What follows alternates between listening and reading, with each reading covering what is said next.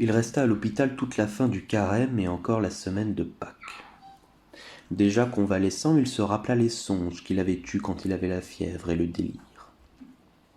Il voyait dans sa maladie tout l'univers en proie à une sorte de peste épouvantable, inouïe et jamais vue, venue des profondeurs de l'Asie sur l'Europe. Tous devaient périr, en dehors de quelques élus en très petit nombre. Il était apparu de nouvelles trichines inconnues, des créatures microscopiques qui s'installaient dans le corps des hommes.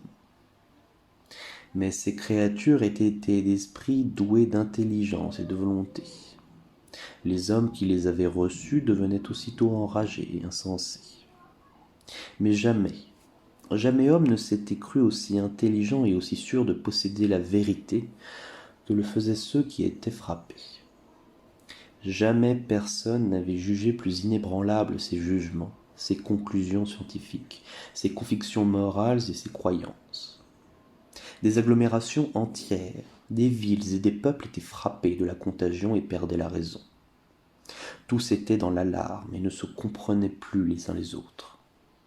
Chacun pensait qu'en lui seul était enfermée la vérité, et se tourmentait à voir les autres, se frappait la poitrine, pleurait, se tordait les bras. On ne savait quel jugement porter. On ne pouvait s'entendre sur ce qu'il fallait considérer comme le mal ou le bien. On ne savait qui accuser, qui acquitter. Les hommes se tuaient les uns les autres dans une espèce de rage insensée.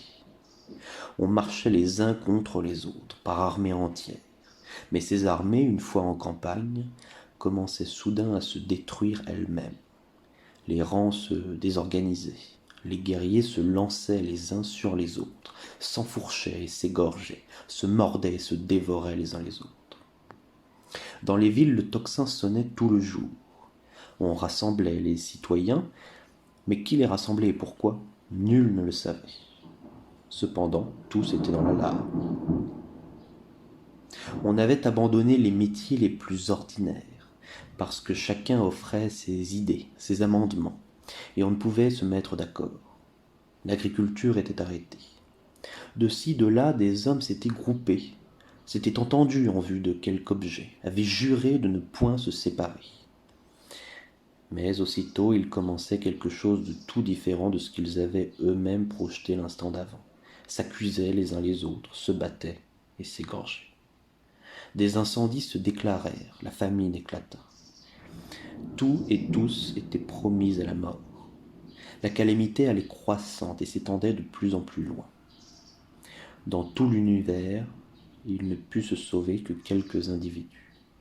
C'étaient les purs et les élus, destinés à engendrer une nouvelle race d'hommes et une nouvelle vie, à rénover et purifier la terre. Mais personne n'avait jamais vu nulle part ces hommes-là. Personne n'avait entendu leurs paroles ni leurs voix.